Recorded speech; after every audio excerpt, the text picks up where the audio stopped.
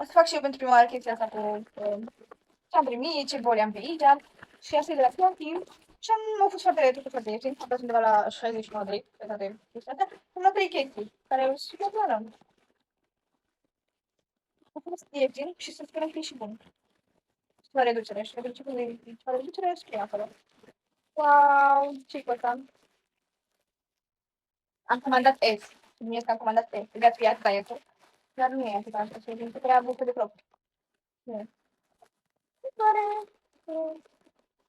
Nu se deschide. Deși miroase bine. Dar se pare că e prea mare. Adică nu voiam un maieu. Voiam un crop. Să probez. Asta era o chestie din asta interesantă gri. Chestia asta. Pantalonii ăștia. Pare faină. Nu știu cum va arăta. Și eu aceeași chestie tot așa pe verde. El inițial trebuia să fie așa, dar este așa. Nu înțeleg, chiar nu înțeleg.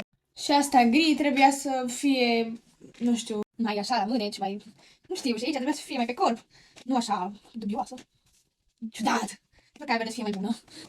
Asta verde, nu pot să zic că e mai bună, dar măcar nu se mai vede așa tare.